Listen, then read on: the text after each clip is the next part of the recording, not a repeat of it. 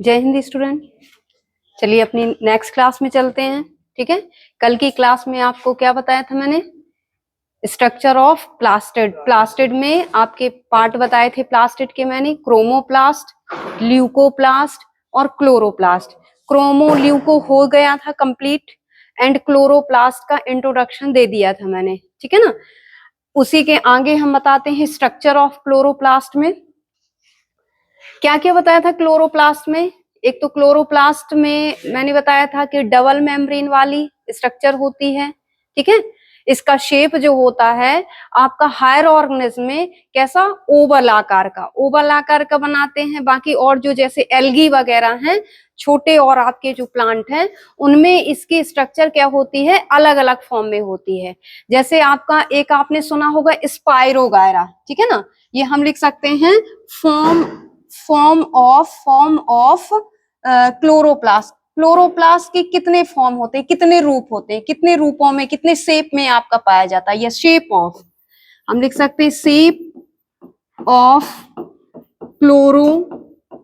Chloroplast, shape of chloroplast. Chloroplast का shape बोले तो आकार, कितने आकारों में होता है ये, कई आकारों में। बोले तो पॉलीमॉर्फिक है, बहुरूपी है, कई रूप ले लेता है ये। ठीक है, जैसे देखना हमने बताया था एक होता है, आपने सुना होगा स्पाइरोगायरा, सुना है स्पाइरोगायरा। ये आपकी क्या है, एक एल्गी है, एल्गी, ये एल्गी में आता है। स्पाइरोगायरा एल्गी में आता है, ग्रीन एल्गी में। ठीक है, तो स्पाइरोगायरा में जो आपकी ये प्लांट सेल बनती हैं लाइक दिस, आपकी ये प्लांट सेल ऐसे, ये हमने प्लांट सेल आपकी ऐसे बनाई, तो इसमें ये प्लांट सेल है, इसमें स्पाइरोगायरा जो होगा वो ऐसे रिबन शेप होता है। कैसा होता है, रिबन शेप, ऐसे फीता आकार का होता है, क्वाइलेट रूप में। ऐसे आपका ऐसे क्वाइलेट नहीं बोले, बहुत ऐसे ऐसे रिबन के आकार का होता है स्पाइरोगायरा।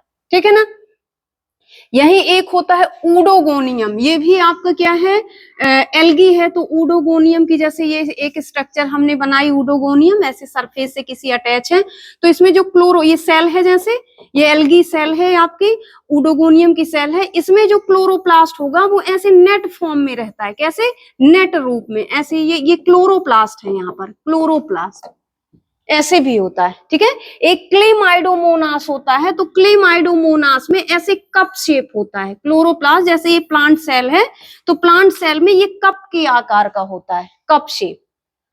तो ऐसे जो एल्गी वगैरह हैं उनमें क्लोरोप्लास्ट की स्ट्रक्चर कैसी होती है, अलग अलग। ये होता है कप शेप, कप शेप है।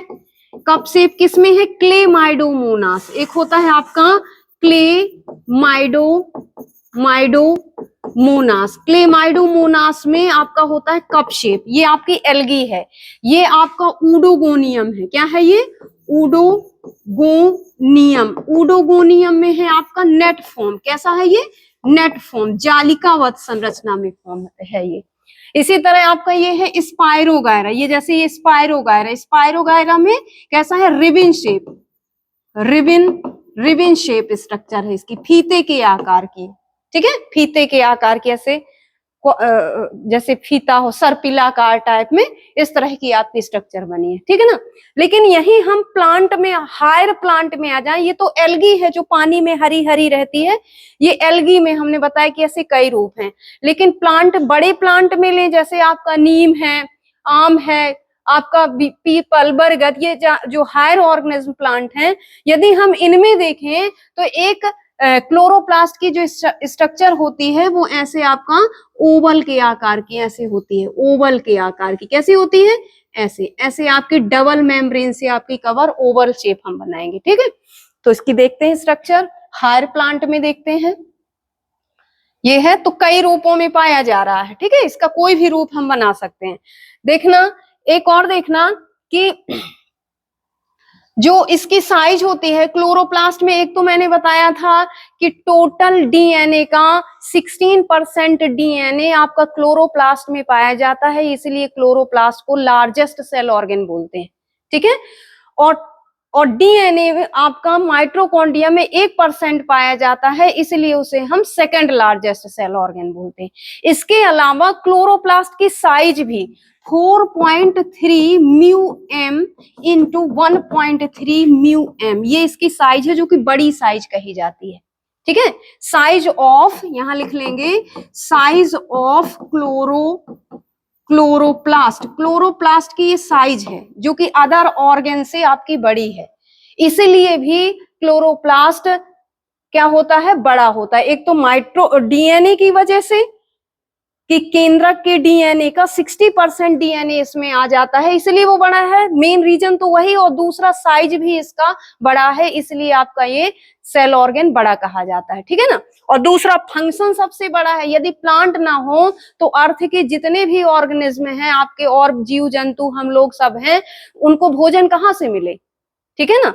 तो एक तो सभी अर्थ के सभी अपने खुद के लिए और सभी जीवों के लिए भी भोजन और गैस, जीवनदायिनी गैस, ये देने का कार्य आपका कौन करता है, आपका क्लोरोप्लास्ट के द्वारा ही आता है, क्योंकि प्लांट में क्लोरोप्लास्ट ही होता है। क्लोरोप्लास्ट यदि प्लांट, जिस भी प्लांट में क्लोरोप्लास्ट ना हो तो वो कोई काम का नहीं। जैसे अमरवेल, वो तो दूसरे प्लांट पर जीवित परजीवी है, वो पैरासिटिक प्लांट है, समझ में है ना।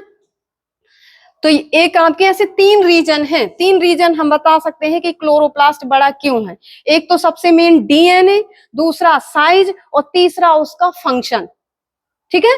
फंक्शन उसका सबसे बड़ा है, इसलिए वो क्लोरोप्लास्ट आपका क्या है, आपका मेन सेल ऑर्गन या सबसे बड़ा सेल ऑर्गन आपका कहा जाता है, ठीक है।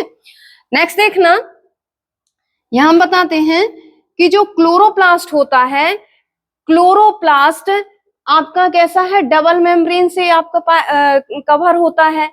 और एक चीज और बतानी थी यहाँ पर, और देखना यहाँ पर, यहां हम देखेंगे स्ट्रक्चर, अब देखेंगे हम स्ट्रक्चर ऑफ क्लोरोप्लास्ट। हाँ, एक चीज और यहां पर देखना है, यहां पर देखना, जैसे एक प्लांट सेल है, एक प्लांट सेल में क्लोरोप्लास्ट की नंबर कितनी होती है। जैसे हायर प्लांट सेल मैंने बनाए, तो अभी मैंने हर प्लांट सेल में आपको एक एक सेल ऑर्गेन ही बताया ना, तो एक प्लांट सेल में क्लोरोप्लास्ट की नंबर 20 to 40 होती है। एक प्लांट सेल में 20 से 40 क्लोरोप्लास्ट पाए जाते हैं, प्लास्टिड, और प्लास्टिड के अंदर फिर आएगा आपका क्लोरोप्लास्ट। तो एक सेल में in a one plant cell have a 20 to 40 chloroplast in number में आपके 20 से 40 इन अ वन सेल में होते हैं। समझ में आ गया। अब यहां हम देखते हैं स्ट्रक्चर ऑफ क्लोरोप्लास्ट। तो क्लोरोप्लास्ट की स्ट्रक्चर जैसे आपके हायर प्लांट में जो होती है तो वो कैसी होती है, ये देखना आप, यहां हम बनाते हैं।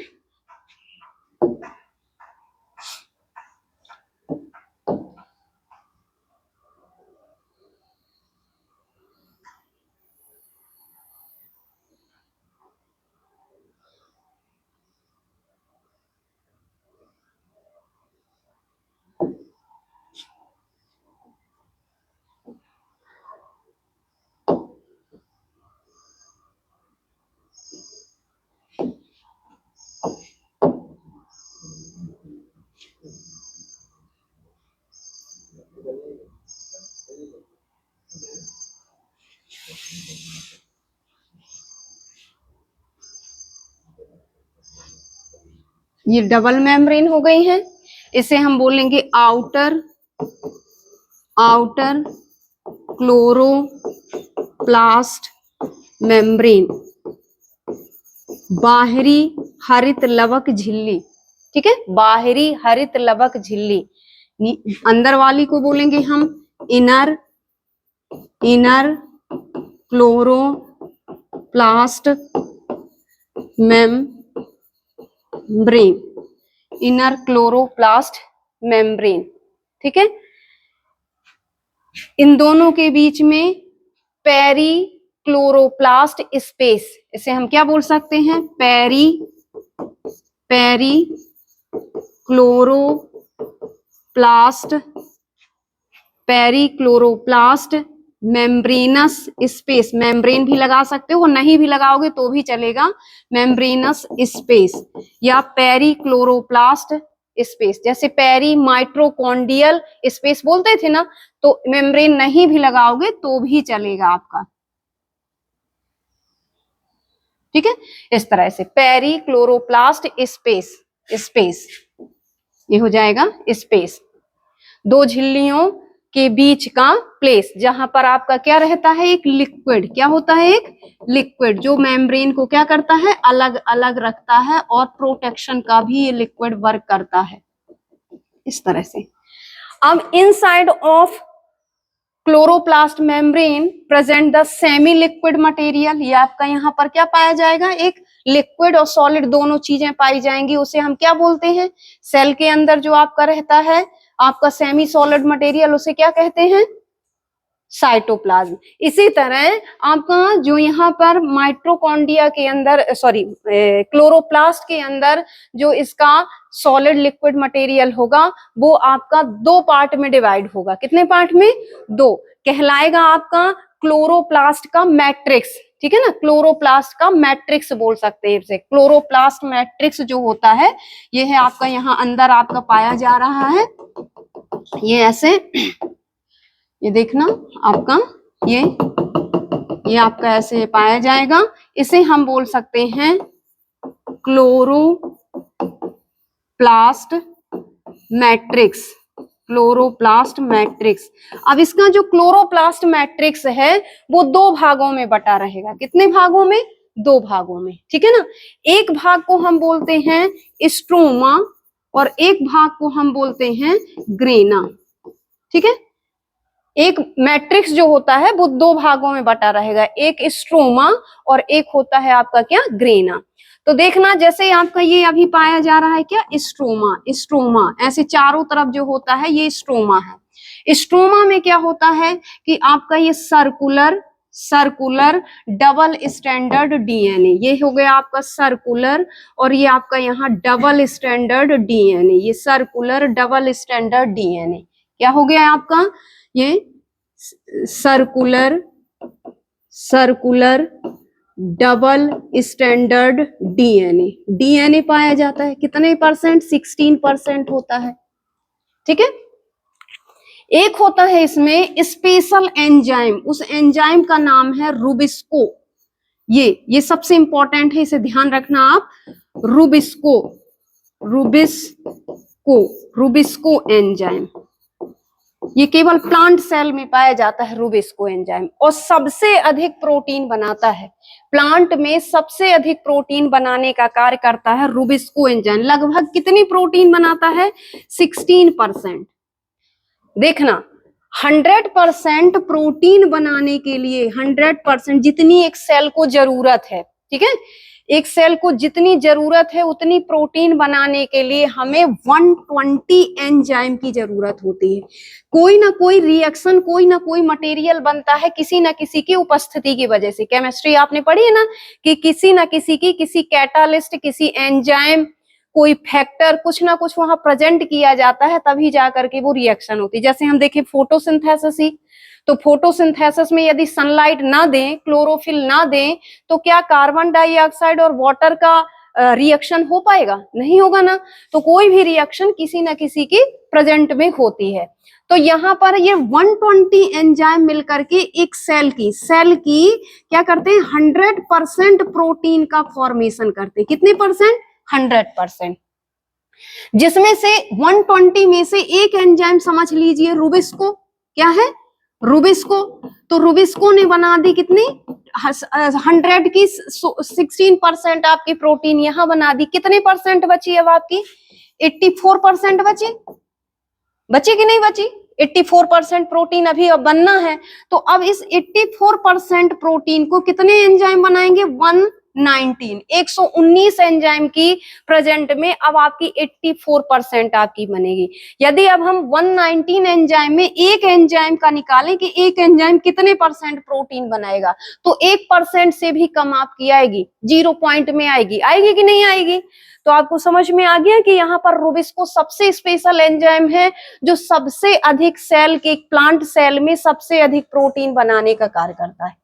इसी तरह ह्यूमन बॉडी में कोलेजन फाइबर एक होते हैं जो हमारी प्रोटीन में सबसे हमारे सेल के अंदर जो प्रोटीन आपका प्रिपरेशन होता है तो कोलेजन फाइबर से होता है, ठीक है। हमारे बॉडी में, ह्यूमन बॉडी में कोलेजन फाइबर, और यहाँ हम बोल सकते हैं आपका रुबिस्को एंजाइम बनाता है सबसे अधिक प्रोटीन, ठीक है। चलिए, तो ये एंजाइम आपका क्लोरोप्लास्ट में पाया जाएगा। क्लोरोप्लास्ट प्लांट सेल में है, तो अतः प्लांट सेल में रुबिस्को एंजाइम पाए जाते हैं, जिससे प्लांट बॉडी में सबसे अधिक प्रोटीन बन जाती है इसके द्वारा। बाकी जो बचती है तो बाकी 119 एंजाइम बनाते हैं। और देखना, इसमें आपके पाए जाते हैं क्या, ये क्या है आपके राइबोसोम, स्मॉलेस्ट सेल ऑर्गन कहे जाते हैं, तो ये होते हैं राइबोसोम। राइबोसोम कितने टाइप के राइबोसोम रहेंगे, ये राइबोसोम कितने टाइप के होंगे, नहीं, 2 ही टाइप के ज्यादातर मैंने पढ़ाए हैं, एक तो आपका 70S, एक आपका 80S। तो माइटोकॉन्ड्रिया और क्लोरोप्लास्ट में आपके 70S राइबोसोम पाए जाते हैं। बस माइटोकॉन्ड्रिया में एक अंतर बताया है मैंने कि यदि माइटोकॉन्ड्रिया मैमल्स की है, जैसे ह्यूमन की माइटोकॉन्ड्रिया में कितने टाइप के राइबोसोम पाए जाते हैं, तो वहां मैंने 70 से भी छोटा एक आपका फॉर्म बताया है 55S। 55S, ठीक है, समझ में, वहां बस आपको ध्यान रखना।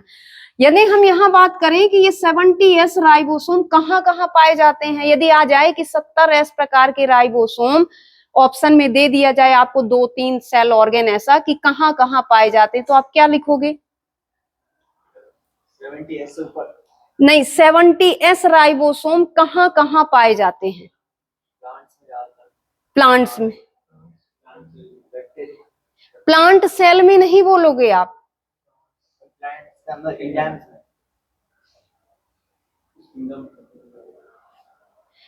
ये मैं क्या पढ़ा रही हूँ, क्लोरोप्लास्ट। तो क्लोरोप्लास्ट प्लांट सेल का सेल ऑर्गन है। यदि ये देखना, बस यही चीज तो हमें समझनी है, ये बनी है एक आपकी प्लांट सेल, ठीक है, ये बनी है क्या प्लांट सेल, और ये है प्लांट सेल का साइटोप्लाज्म। क्या है ये साइटोप्लाज्म। यदि यहाँ पर ये राइबोसोम है, तो ये राइबोसोम कितने हैं, 80S है, ये क्या है 80S। और ये बनी है आपकी क्लोरोप्लास्ट, और ये बनी है आपकी माइटोकॉन्ड्रिया, ठीक है ना। तो इनके अंदर यदि राइबोसोम है, इनके अंदर यदि राइबोसोम है, तो ये राइबोसोम कैसे है, 70S। तो आप यदि प्लांट सेल बता दोगे कि प्लांट सेल में आपके 70S पाए जाते हैं, तो वो गलत हो जाएगा। प्लांट सेल का जो साइटोप्लाज्म है वहां तो 80S पाया जाता है, क्योंकि राइबोसोम खुद का एक आपका सेल ऑर्गन है और इतना छोटा होता है कि दूसरे सेल ऑर्गन में भी आ जाता है। तो इसीलिए बोला जाता है सेल ऑर्गन ऑफ ऑर्गन, कोशिका अंग का भी अंग बन जाता है छोटे होने के कारण। तो जब ये किसी दूसरे अंग के अंदर चला जाता है तो ये छोटा हो जाता है, तो ये आपका 70S रहेगा। तो माइटोकॉन्ड्रिया, क्लोरोप्लास्ट, और एक आपकी कौन सी सेल बताई है मैंने, सेल कितने प्रकार की होती है, टाइप ऑफ, यदि आ जाए टाइप ऑफ सेल,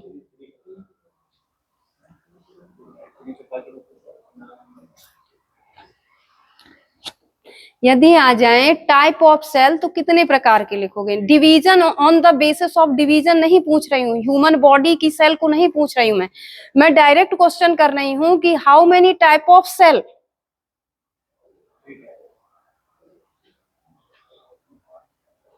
कितने टाइप की होती है सेल, कोई बता पाएगा यहाँ क्लास में।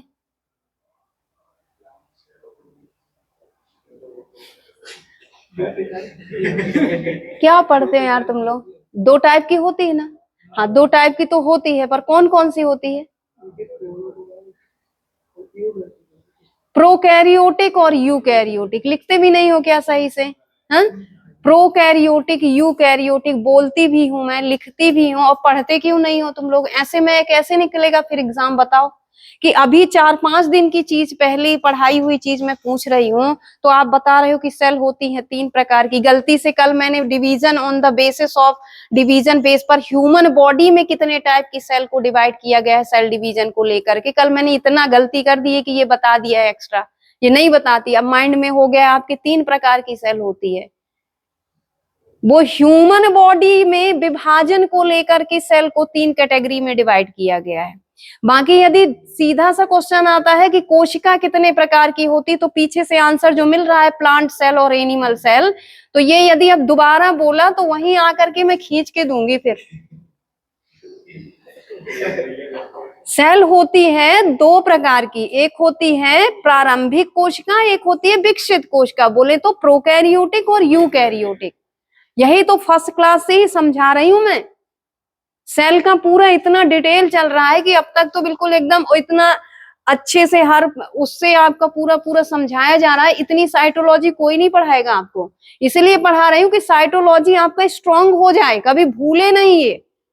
नहीं तो डायरेक्ट मैं नाम लेकर के उसको हटा करके एक क्लास में सीधे उसको आगे बढ़ा सकती थी, पर हम चाहते हैं कि ये छोटे छोटे क्वेश्चन जो आते हैं आपके, कहीं किसी का फंक्शन, कहीं किसी के स्ट्रक्चर को लेकर के क्या किसमें पाया जाता है, तो ये क्वेश्चन आपसे बन जाए। इन्हीं में से बहुत नॉर्मल क्वेश्चन आपके पूछे जाते हैं। तो ध्यान रखिए, पढ़ाई करिए, रिवाइज करिए, बार बार रिवीजन करिए, तब जाकर के आपसे बनेगा। यहाँ जाकर के आप यदि रख दोगे और फिर उससे देखोगे नहीं तो फिर कैसे बनेगा। ठीक है, चलिए आगे चलते हैं। तो यहाँ आपका रहेगा 80s, प्लांट सेल में 80s, एनिमल सेल में 80s, प्रोटिस्टा वगैरह में भी 80s रहेगा, अमीबा, पैरामीशियम के साइटोप्लाज्म में। लेकिन यदि हम माइटोकॉन्ड्रिया के अंदर देखें तो राइबोसोम 70s और यहाँ भी 70s, और एक बैक्टीरिया या प्रोकैरियोटिक सेल के साइटोप्लाज्म में भी आपके 70s ही टाइप के राइबोसोम पाए जाते हैं। ठीक है, ये ध्यान रखना आप लोग। अब देखना, ये भाग तो मैंने आपका क्या बना दिया, इस पूरे भाग को डीएनए, राइबोसोम, रूबिस्को और ये जो लिक्विड, ये सब जो मैट्रिक्स ये जो बना हुआ है, ये आपका कहलाएगा स्ट्रोमा। क्या कहेंगे इस इतने पार्ट को? कहना चाहिए पेरीफेरल है, पेरीफेरल, किनारे किनारे पाया जा रहा है। अभी बीच में कुछ नहीं बताया मैंने। बीच वाला जो भाग कहलाएगा वो हरे रंग का होता है और वो कहलाता है ग्रेना। क्या कहलाता है? ग्रेना। उसमें पाया जाता है क्लोरोफिल। क्या पाया जाता है? क्लोरोफिल। तो इतना भाग जो पाया जाता है वो कहलाता है स्ट्रोमा। तो इस भाग को लिख सकते हो आप स्ट्रोमा। क्या लिख सकते हो? स्ट्रोमा। ये हो गया आपका स्ट्रोमा। अब स्ट्रोमा का जो सेंटर वाला पार्ट है, यहां देखना, ये सेंटर वाला पार्ट, ये सेंटर वाला पार्ट, यहां पर हम बनाएंगे सेंटर वाले पार्ट में आपके ऐसे जैसे गोलाकार आपका ये क्वाइन शेप, क्वाइन होता है ना सिक्के के आकार की, ऐसे गड्डी नुमा स्ट्रक्चर आपकी ऐसे बीच बीच में आपकी ये पाई जाती है। इन्हें हम बोलते हैं ग्रेना। क्या बोलते हैं? ग्रेना। ये ऐसे आपके ग्रेना बने होते हैं।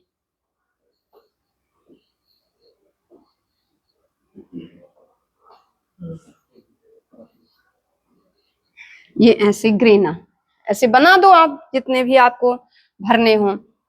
अब एक ग्रेना दूसरे ग्रेना से आपका ऐसे अटैच होता है, ऐसे जुड़ा रहता है। ये इससे जुड़ा रहेगा, ये इससे, ये इससे, ये इससे, ठीक है, ये इससे, ऐसे एक दूसरे से कनेक्टेड रहते हैं। ठीक है, ये पूरा पोर्शन क्या कहलाएगा? ग्रेना। इसे क्या बोलेंगे हम? ग्रेना। जो ये गड्डी बनाई है मैंने 3 4 5 ऐसे, इनको बोलते हैं ग्रेना। यदि एक को बोले, यदि एक गड्डी को बोले, जैसे एक गेम खेलते थे अपन, पत्थर रख करके उसमें बॉल नहीं मारते हैं, हाँ पिट्टू जो भी बोलते हैं, तो इसी तरह ये आपके ऐसे एक दूसरे के ऊपर गोल गोल स्ट्रक्चर रखी होती हैं। ठीक है, तो एक गोल स्ट्रक्चर को, यहाँ ये एक गोल स्ट्रक्चर को हम क्या बोलते हैं? थैलेक्वाइड। क्या बोलते हैं? थैलेक्वाइड। थैलेक्वाइड कहलाते हैं ये। ऐसे आपके थैलेक्वाइड 20 से आपके 100 थैलेक्वाइड, ये 20 से 100 थैलेक्वाइड मिल करके, ये जैसे एक थैलेक्वाइड, दूसरी, तीसरी, चौथी, पांचवी, ऐसे समझ लीजिए 20 से 100 थैलेक्वाइड मिल करके एक ऐसी गड्डी बना देते हैं। इस एक गड्डी को हम क्या बोलते हैं? ग्रेनम। क्या बोलते हैं? ग्रेनम। ग्रेनम आपका सिंगुलर वर्ड है, सिंगुलर।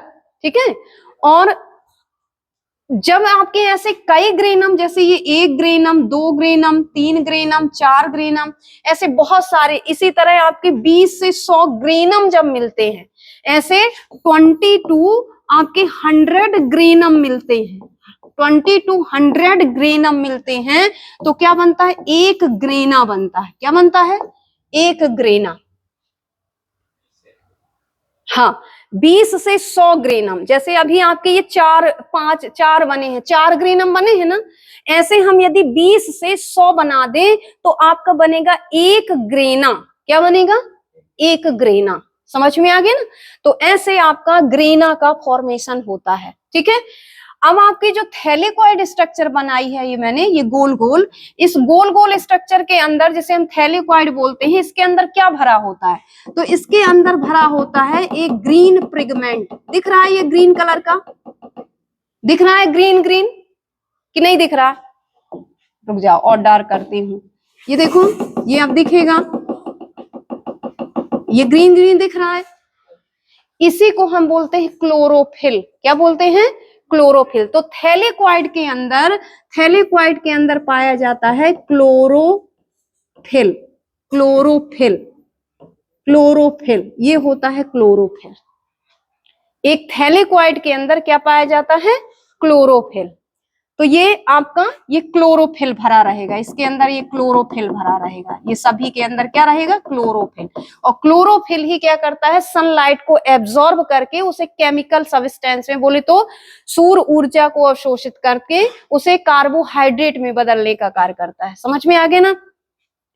अब देखना, जैसे हम यदि बोलें कि प्रकाश संश्लेषण की इकाई किसे कहते हैं, तो क्या लिखोगे आप? प्रकाश संश्लेषण की इकाई किसे कहते हैं? What is the unit of unit of photosynthesis? Chlorophyll. जैसे ये फोटोसिंथेसिस होना है, ये सनलाइट है, और यहाँ ये one molecule of chlorophyll present है, तो क्या फोटोसिंथेसिस हो जाएगी? हाँ, नहीं होगी। जब आपके ऐसे क्लोरोफिल 230 से लेकर के 400 क्लोरोफिल मॉलिक्यूल आपके जुड़ते हैं, ऐसे कई क्लोरोफिल मॉलिक्यूल है, जैसे ये क्लोरोफिल मॉलिक्यूल, तो समझ लो ये 200-250 आपके हो गए, और से ज्यादा जब हो जाते हैं तो एक बड़ी स्ट्रक्चर बनाते हैं जिसे हम क्या बोलते हैं? क्वांटासोम। क्या बोलते हैं? क्वांटासोम। तो क्वेश्चन ये बिल्कुल सीधे सा सिंपल बिल्कुल क्वेश्चन आ सकता है कि व्हाट इज द क्वांटासोम, या what is the unit of photosynthesis? प्रकाश संश्लेषण की इकाई क्या है? तो प्रकाश संश्लेषण की इकाई को हम क्वांटासोम कहते हैं। एक क्वांटासोम यदि प्रेजेंट हो जाए फोटोसिंथेसिस के समय, तो फोटोसिंथेसिस आपकी हो जाएगी, प्रकाश संश्लेषण की क्रिया हो जाएगी। लेकिन यदि 1 या 2 क्लोरोफिल के अणु उपस्थित होंगे तो प्रकाश संश्लेषण की क्रिया नहीं होगी। समझ में आ गया? ये देखिए, तो ये होते हैं आपके क्वांटासोम। क्वांटासोम कहाँ पाए जाते हैं? ये बना दिया मैंने, ये हैं ऐसे मेम्ब्रेन में, ये बने हुए हैं आपके क्वांटासोम। ऐसे हर थैलेकॉइड में ये क्वांटासोम पाए जाते हैं। ठीक है, ये क्वांटासोम है। क्लियर? इनको हम क्या बोलेंगे? क्वांटासोम। ये लिख सकते हो आप, क्वांटासोम। क्वांटासोम, क्वांटासोम, ये जो डॉट डॉट के रूप में मैंने बनाया। हाँ, और जिसके अंदर, इसके अंदर जो आपका ये भरा हुआ है, ये है क्लोरोफिल। तो यही क्लोरोफिल इकट्ठा होकर के, छोटे छोटे पार्ट है, ये इकट्ठे होकर के एक बड़ा अणु बनाते हैं जिसे हम बोलते हैं क्वांटासोम, और यही क्वांटासोम फोटोसिंथेसिस करता है। समझ में आ गया? ठीक है, आगे समझ में, ये इंपॉर्टेंट है क्वांटासोम, यह ध्यान रखना आप। हटाएं इस डायग्राम को। चलिए देखिए, जो क्वांटासोम की डिस्कवरी की है, ये है आपका क्वांटासोम। ये लिख लेना आप, quantasome is a unit of photosynthesis. Unit of photosynthesis, ठीक है ना? और पार्क, ये वैज्ञानिक नाम है, park and begins. Park and begins, park and begins discover the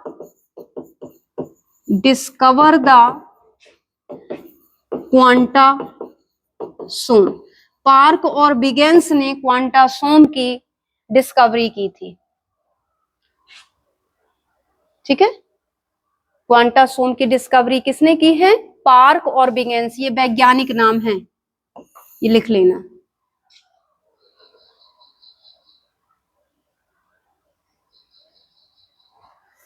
लग गया? ठीक है, मैंने आपको बताए हैं कि क्लोरोप्लास्ट का मेन पार्ट जो प्रकाश संश्लेषण करता है वो आपका ये बीचों बीच होता है, जिसे हम ऐसे ये सिक्के की गड्डी के रूप में होता है, इसे हम क्या बोलते हैं? ग्रेना। और ग्रेना के चारों तरफ का जो भाग आपका रहेगा वो क्या कहलाएगा? स्ट्रोमा। बिल्कुल इसे माइनर फॉर्म में देख लीजिए, स्ट्रोमा। स्ट्रोमा। क्वेश्चन आता है स्ट्रोमा में फोटोसिंथेसिस की कौन सी रिएक्शन चलती है? फोटोसिंथेसिस दो तरह होता है, एक होता है रात में और एक होता है दिन में। जैसे दिन में जो आपका चल रहा है वो लाइट रिएक्शन है, लाइट रिएक्शन। और एक अभी आपका रात में भी होती है, रात में भी आपका ग्लूकोज का एक मॉलिक्यूल केल्विन चक्र आपकी चलती है, एक साइकिल वहां पर होता है। तो फोटोसिंथेसिस दो टाइप में डिवाइड किया गया है फोटोसिंथेसिस की रिएक्शन को, एक लाइट रिएक्शन, एक डार्क रिएक्शन, एक प्रकाशिक अभिक्रिया और एक अंधकार अभिक्रिया। समझ में आया ना? तो जो प्रकाशिक अभिक्रिया होती है, दिन के समय जो अभिक्रिया होती है वो ग्रेना, ग्रेना में कौन सी चलती है? Light reaction, light reaction. जो सनलाइट की प्रेजेंट में आपकी फोटोसिंथेसिस हो रही है वो आपकी लाइट रिएक्शन। और क्वेश्चन आए कि स्ट्रोमा में फोटोसिंथेसिस की किस टाइप की रिएक्शन चलती है? तो डार्क रिएक्शन, डार्क रिएक्शन आपकी स्ट्रोमा में चलती है। ठीक है, यहां हिल रिएक्शन चलेगी। हिल में system, pigment system, first pigment system, second करके आपकी दी जाती है वो साइकिलें। और यहाँ आपकी केल्विन साइकिल जैसे आपकी रिएक्शन एक चक्र बनता है तो वो आपकी चलती है। समझ में आ गया ना? हटाएं इसे। चलिए अब देखना, अब आ जाइए आप function of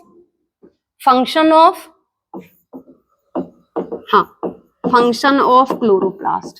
function of chloroplast, क्या क्या फंक्शन है क्लोरोप्लास्ट के?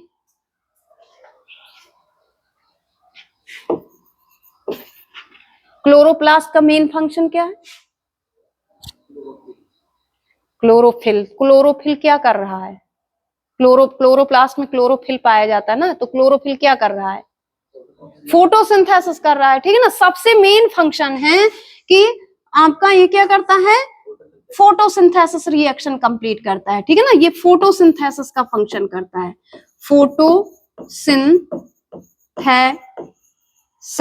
फोटोसिंथेसिस करता है। ये क्या करता है?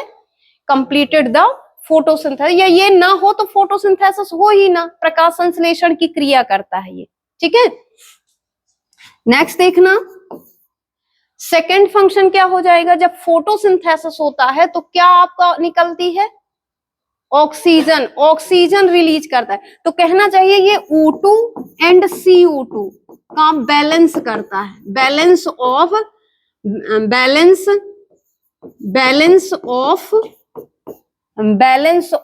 O2 and CO2। Balance of लगा देना यहां, balance of O2 and CO2। O2 and CO2 balance करता है।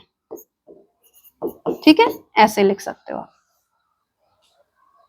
समझ में आ गया? बस इसके दो ही मेन, और बाकी greenery around us, green nature को हमारे बनाए रखता है, बस और कुछ नहीं है। मेन फंक्शन तो यही है, ये सबसे इंपॉर्टेंट ये है फंक्शन। ठीक है, समझ में आ गया? क्लोरोप्लास्ट इंपॉर्टेंट है ये सेल ऑर्गन, इसलिए ध्यान रखना इसका। नेक्स्ट सेल ऑर्गन में हम आते हैं राइबोसोम।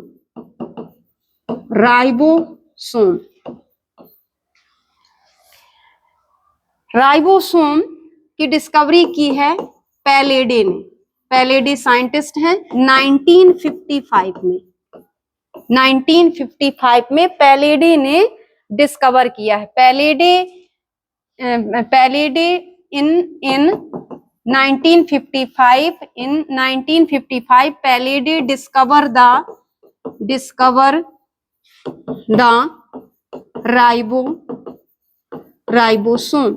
राइबोसोम की डिस्कवरी की है पैलेडे ने। ठीक है, अब देखिए, जो राइबोसोम होते हैं स्मॉलेस्ट सेल ऑर्गन कहे जाते हैं। ठीक है ना? They are called the smallest cell organ of the cell, ये सबसे छोटे सेल ऑर्गन कहे जाते। क्यों? क्योंकि साइज क्या है इनकी, साइज यदि हम देखें तो साइज ये है, इनकी साइज है 250 इंटू 150 एंग्स्ट्रॉम, ये इनकी साइज है, एंग्स्ट्रॉम में है इनकी साइज, ये छोटी मानी जाती है। 250 इंटू 150 एंग्स्ट्रॉम, ये इनकी साइज है, साइज इनकी एंग्स्ट्रॉम में होने की वजह से ये आपकी सबसे कम कहलाती है। समझ में आ गया? अब जो आपके और होते हैं ये सेल ऑर्गन, एक तो सबसे छोटे लिख दिया मैंने, इससे छोटा कोई नहीं होता। और क्या लिखना? मेम्ब्रेन लेस सेल ऑर्गन, मैंने बताए हैं membrane less cell organ, membrane less बोले तो जिनमें झिल्ली नहीं पाई जाती। अभी मैंने माइटोकॉन्ड्रिया पढ़ाया, गोल्जी बॉडी पढ़ाई, ईआर पढ़ाया, क्लोरोप्लास्ट पढ़ाया, तो सब में मेम्ब्रेन तो बताती गई हूं ना मैं। किसी में जैसे क्लोरोप्लास्ट माइटोकॉन्ड्रिया में डबल मेम्ब्रेन पढ़ाई है, गोल्जी बॉडी ईआर में आपकी इंटरनल मेम्ब्रेन बोले तो आंतरिक झिल्लियां पढ़ाई है मैंने, सी फेस और एम फेस को लेकर के बताया ना। लेकिन जो मेम्ब्रेन लेस आपके सेल ऑर्गन होते हैं उनमें कौन कौन से आते हैं, ये आप हेडिंग ही डाल लेना, मेम्ब्रेन लेस सेल ऑर्गन। तो राइबोसोम भी इसी में आता है। तो सबसे फर्स्ट तो लिखेंगे हम राइबोसोम, राइबोसोम है मेम्ब्रेन लेस सेल ऑर्गन। दूसरा है आपका सेंट्रियोल्स, ये भी आपका मेम्ब्रेन, इसमें भी नहीं पाई जाती। और थर्ड है न्यूक्लियस के अंदर एक पाई जाती है न्यूक्लियोलस, तो न्यूक्लियस का ऑर्गन है आपका न्यूक्लियोलस, ठीक है, रहता ये न्यूक्लियस के अंदर है लेकिन न्यूक्लियस से छोटा है इसलिए न्यूक्लियस का ऑर्गन कहलाएगा। तो सेकंड नंबर में सेंट्रियोल्स हिंदी में बोलते तारक काय। तो ऐसे कौन से सेल ऑर्गन हैं जिनमें मेम्ब्रेन एब्सेंट होती, कोई भी मेम्ब्रेन, नेकेड नग्न ऑर्गन आपके जो कहे जाते हैं वो राइबोसोम, सेंट्रियोल्स एंड आपके न्यूक्लियोलस, ठीक है, ये ध्यान रखना आप लोग। तो राइबोसोम कैसा है? Ribosome is a membrane less cell organ, हम बोलेंगे it is a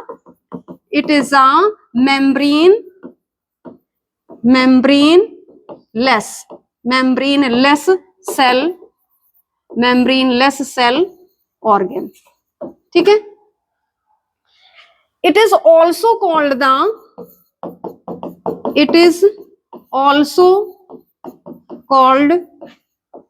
the cell organ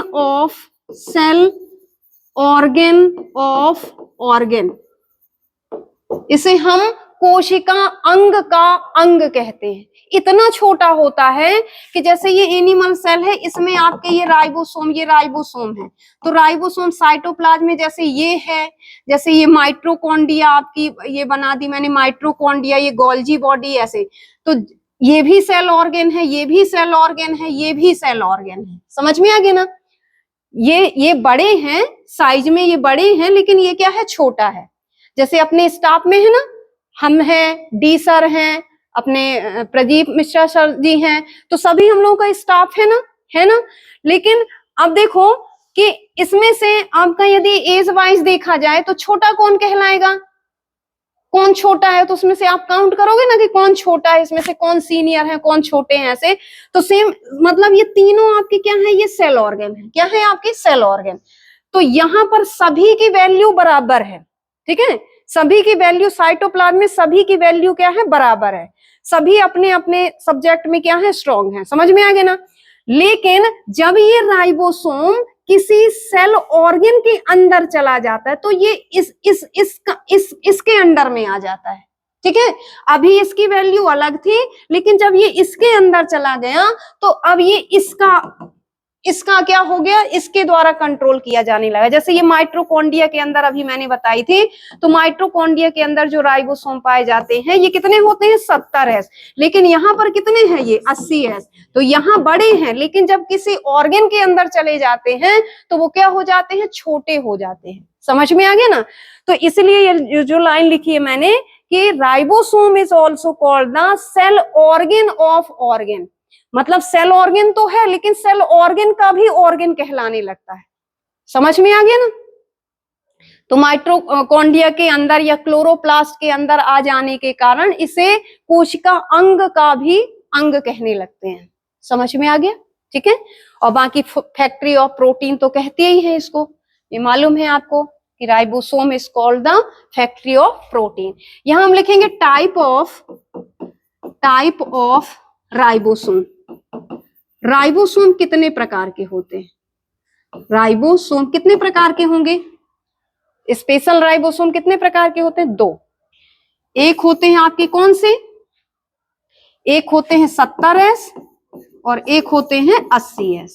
ये 2 ही प्रकार के होते हैं। टाइप ऑफ राइबोसोम हम लिखेंगे 70S और 80S।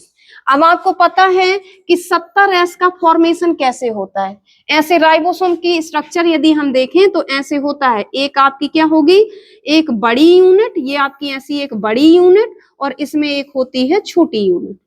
इसे हम बोलेंगे 1 राइबोसोम। ये एक राइबोसोम है, चाहे इसे 70 बोल दो चाहे आप इसे 80 बोल दो। समझ में ना। दो इकाइयां मिलकर के, 2 यूनिट से मिलकर के बनता है आपके राइबोसोम का फॉर्मेशन, ठीक है ना। 70S में यदि हम देखें तो जो लार्ज यूनिट होती है वो कहलाती है 50S और स्मॉल यूनिट जो कहलाती है वो क्या कहलाती है 30S। 50S plus 30S equal हम पढ़ते हैं क्या 70S, ठीक है ना। हाँ 50 और 30 80 होता है लेकिन पढ़ते उसे हम 70 है। यहाँ हम मैथ नहीं लगाएंगे, ध्यान रखना है आपको कि यहाँ हमें प्लस साइन देख करके यहाँ मैथ में नहीं आ जाना है आपको। आप बायोलॉजी पढ़ रहे हो अभी, ठीक है ना।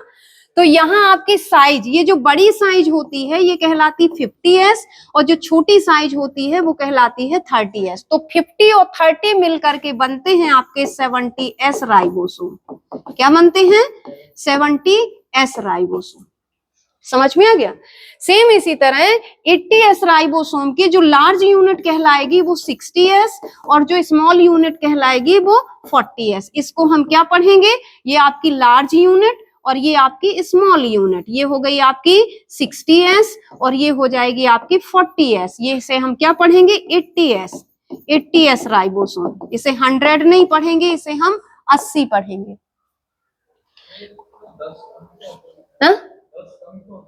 10 कम है, 80 क्यों नहीं, 70 क्यों, 80 क्यों? मैंने आपको बता रही हूं मैं 10 5 का यहाँ पर एडिशन सब्ट्रैक्शन डिवीजन करना ही नहीं है, ठीक है ना। ये उसकी साइजें हैं, ये जो राउंड स्ट्रक्चर गोलाकार स्ट्रक्चर बनी है ना, तो ये साइज दी गई है, साइज कि जैसे साइज क्या है, ठीक है ना। तो साइज, एक बड़ी साइज जो होती है वो 50S की और एक होती है 30S की। दोनों साइजों के मिलने से 70S राइबोसोम बनता है, ठीक है ना। इसे हम 80 या कि 40 और 60 को हम 80 पढ़ते हैं, इसे हम 100 नहीं पढ़ते हैं। इसी तरह 50 और 30 को हम 70 पढ़ते हैं, इसे हम 80 नहीं पढ़ते हैं। समझ में आया ना, ठीक है। इसमें हम मैथ नहीं पढ़ेंगे, बस ध्यान रखना है, मैथ नहीं लगाना। मैथ लगाओगे तो परेशान हो जाओगे वहां पर, ठीक है। ये उसकी साइजें हैं, उसकी यूनिट है, ये एक लार्ज यूनिट एक स्मॉल यूनिट। समझ में आ गया ना। दोनों यूनिट देखना आपकी अलग अलग भी हो सकती हैं। ये दोनों यूनिट जुड़ी होंगी तब ना राइबोसोम बना होगा। ये दोनों यूनिट किसके द्वारा जुड़ी होती हैं? यहाँ आपका होता है magnesium ion, Mg++, magnesium ion. जो हम खाना पीना खाते हैं ना उसके द्वारा हम मिनरल भी लेते हैं, सोडियम लेते हैं, पोटेशियम लेते हैं, मैग्नीशियम लेते हैं, कैल्शियम लेते हैं। तो ये खाने पीने की चीजों में हमारे मिनरल्स जाते हैं और ये मिनरल्स, ये मैग्नीशियम जो होता है वो राइबोसोम की यूनिट को ऐड करने का वर्क करता है। समझ में है ना। यदि मैग्नीशियम की एक निश्चित अमाउंट होती, कितनी, 1.001 मोल, M फॉर मोल, ठीक है ना। तो इतनी आपकी मात्रा होनी चाहिए 70S और 80S राइबोसोम के बनने पर। यदि इतनी मात्रा नहीं है आपके अंदर, मैग्नीशियम यदि इतनी मात्रा में नहीं है, यदि 0.00001 हो जाए तो कम हो गया मैग्नीशियम की नहीं। यदि कम हो जाएगा तो ये कभी भी 70s और 80s नहीं बनेंगे, ये आपके ऐसे 50s आपका ये अलग रहेगा और आपका ये 30s आपका अलग रहेगा। और जब आपके ये अलग अलग रहेंगे तो प्रोटीन नहीं बनेगा, क्योंकि राइबोसोम ही नहीं बन पा रहा है और राइबोसोम को ही तो आगे प्रोटीन बनाना है। तो आपकी सेल के अंदर जो थोड़ी मात्रा में आपकी सेल को प्रदान करने के लिए जो प्रोटीन बनती है वो प्रोटीन आपकी नहीं बन पाएगी। समझ में है ना? तो ये आपके मैग्नीशियम आयन राइबोसोम की यूनिट को जोड़ने में क्या करता है, हेल्प करता है। यदि हम ज्यादा खा लें मैग्नीशियम, हमारी बॉडी में मैग्नीशियम की मात्रा ज्यादा बढ़ जाए, जैसे ये हो गया 0.1 कर दिया, बढ़ गया ना, यदि बढ़ जाता है तो आपके क्या होते हैं, ये 70s और प्लस 70s, 70s और प्लस 70s आपके क्या हो जाते हैं, जुड़ जाते हैं। 70s और 70s आपके जुड़ करके क्या बन जाएंगे, ये बन जाएंगे आपके 100s। क्या हो जाएंगे ये 100s। और इस 100s को हम क्या बोलेंगे, डाइमर। क्या बोलेंगे, ये मोनोमर है और ये कहलाएंगे डाइमर। क्या कहलाएंगे, डाइमर। इसी तरह आपका 80s और प्लस 80s और आपका यहाँ ये S लगा है और यहाँ मैग्नीशियम की अमाउंट क्या है, आपकी मैग्नीशियम आपका बढ़ा हुआ है। मैग्नीशियम क्या है आपका, मैग्नीशियम आयन आपका क्या है, ज्यादा है। ये प्लस प्लस लगा है, मैग्नीशियम आपका क्या है, ज्यादा है। कित ऐसे इस परसेंट में है, यदि 0.1% में है तो ये भी आपका क्या हो जाएंगे, ये आपस में जुड़ जाएंगे और जुड़ जाएंगे तो आपका 120s बना देगा, जिसे हम बोलेंगे डाइमर। प्रोटीन जल्दी जल्दी बनने लगेगी, सेल के अंदर प्रोटीन ज्यादा अमाउंट में बनने लगती है, डाइमर। फिर डाइमर भी मिल जाते हैं तो पॉलीमर बनने लगते हैं। इस तरह से आपका मैग्नीशियम राइबोसोम की यूनिट को जोड़ने में क्या करता है, मेन रोल करता है। यदि मैग्नीशियम की मात्रा हमारी बॉडी में कम हो जाए तो हमारी सेल के अंदर प्रोटीन बनने में क्या होती है, प्रॉब्लम जाती है, क्योंकि राइबोसोम ही नहीं बन पाते हैं, मोनोमर नहीं बन पाते हैं। समझ में आ गया, क्लियर? चलिए अब देखना, अब आता है फंक्शन ऑफ राइबोसोम। हम देखें function of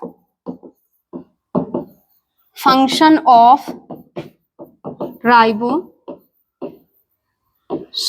function of ribosome क्या है, फंक्शन राइबोसोम का एक ही फंक्शन है, सिंथेसिस ऑफ प्रोटीन।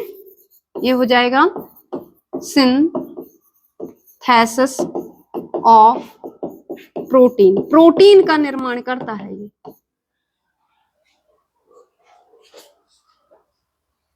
ठीक है, ये प्रोटीन निर्माण में क्या करता है, हेल्प करता है।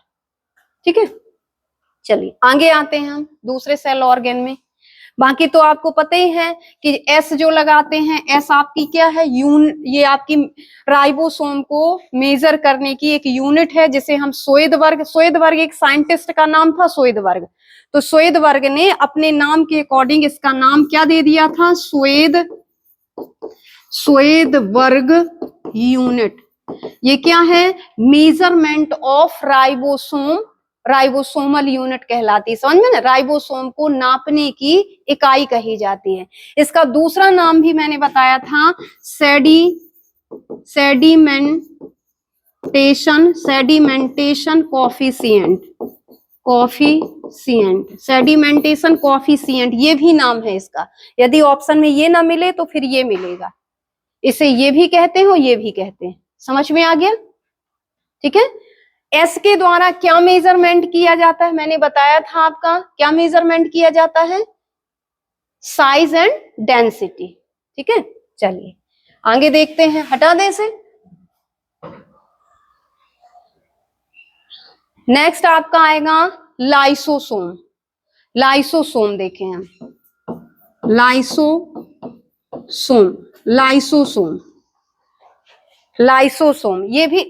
ये आपके कैसे रहेंगे, सिंगल मेम्ब्रेन से कवर रहेंगे। ये है आपके, ये देखो ये लाइसोसोम एक ऐसे बना है, तो ये आपकी सिंगल मेम्ब्रेन है, ये आपकी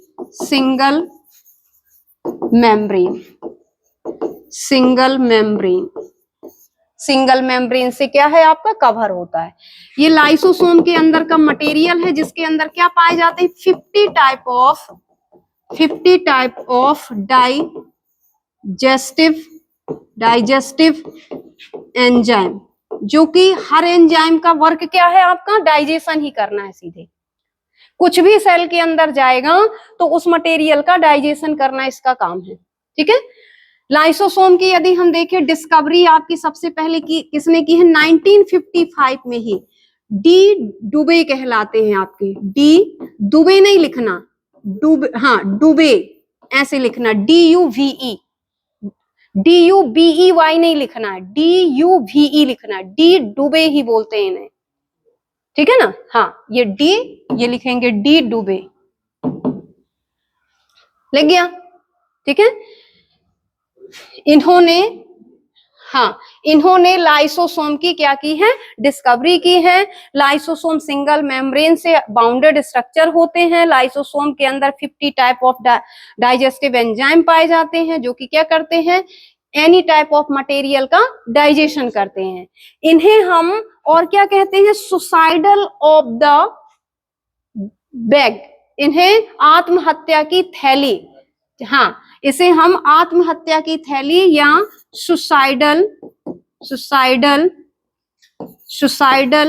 of bag in a cell के अंदर आत्महत्या की थैली जो कही जाती है वो आपके लाइसोसोम कहे जाते हैं, ठीक है। लिख लिया, क्यों कहे जाते हैं ये भी हम बताएंगे आगे, इसका रीजन। और नेक्स्ट है आपका हेडिंग है टाइप ऑफ लाइसोसोम। लाइसोसोम के टाइप, कितने टाइप के होते हैं लाइसोसोम, टाइप ऑफ लाइसोसोम। देखिए यहां लिखेंगे हम type of lysosome, type of lysosome. First हम लिखेंगे प्राइमरी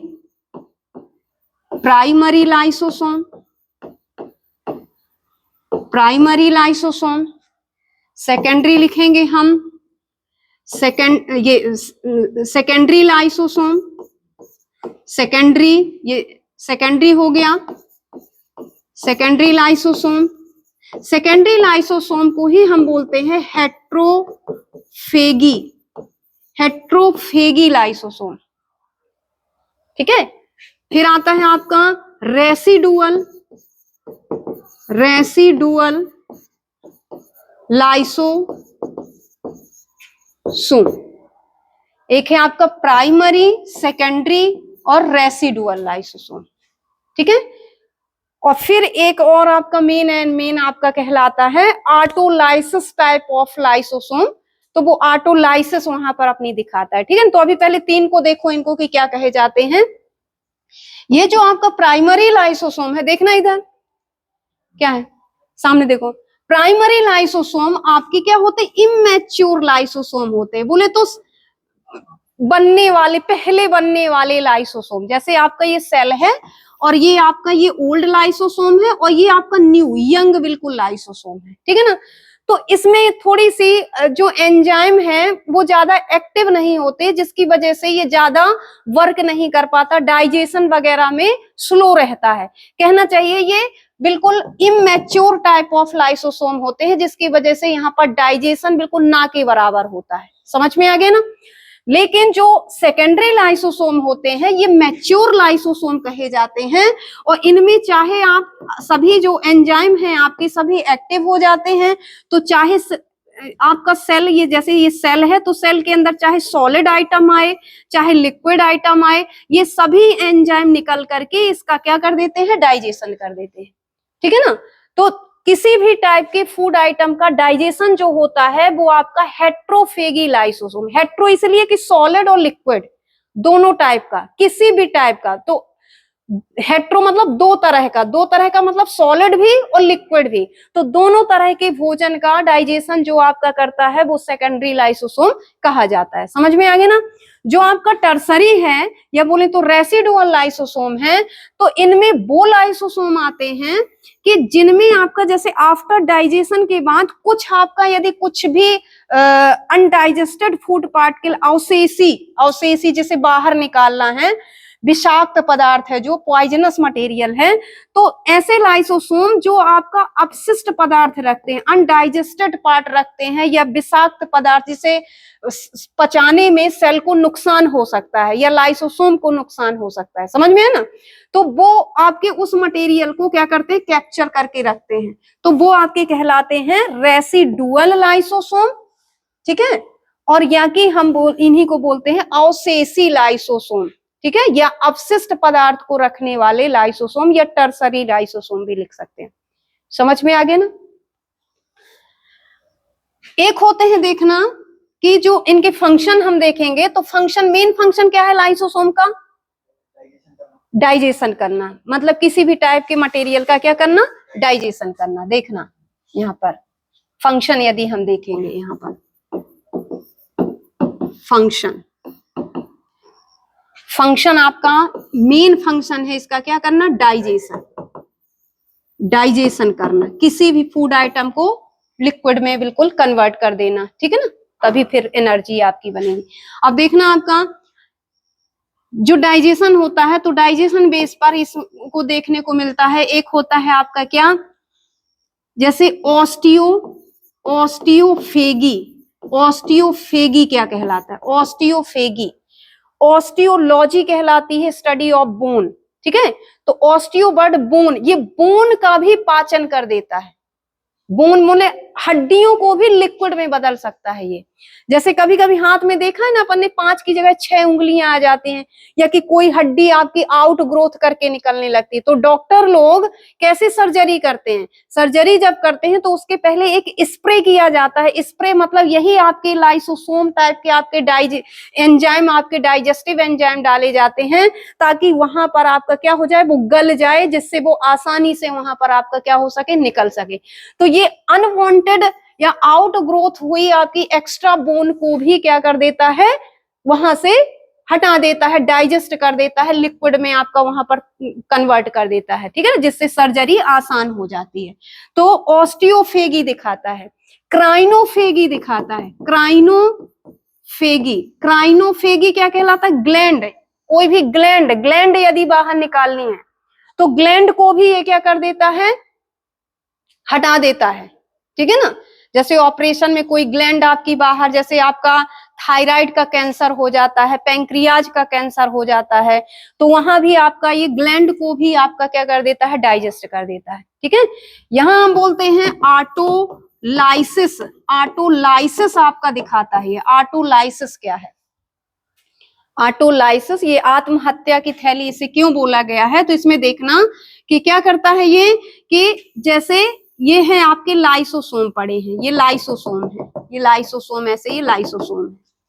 आपने लंबे समय तक यदि खाना नहीं खाया, आपकी सेल के अंदर यदि खाना नहीं गया, तो बाकी ऑर्गन तो आपके रहे आएंगे। ये गोल्जी बॉडी, माइटोकॉन्ड्रिया तो आपका एनर्जी का फैक्ट्री ही है, ठीक है, उसे तो कोई ज्यादा चिंता नहीं रहती 2-4 दिन, ठीक है। बाकी आपकी ये फूड वैक्यूल, ये सब हैं, ये आपके ऑर्गन शांत रहेंगे, कोई दिक्कत नहीं, आप 1-2 दिन नहीं खाओ, ज्यादा परेशानी नहीं। लेकिन सेल के अंदर यदि पूरे टाइम तक यदि खाना नहीं आया, तो उनके जो एंजाइम है वो बिल्कुल एक्टिवेट हो जाएंगे, और वो उनको तो कुछ ना कुछ तोड़ने के लिए चाहिए ही चाहिए।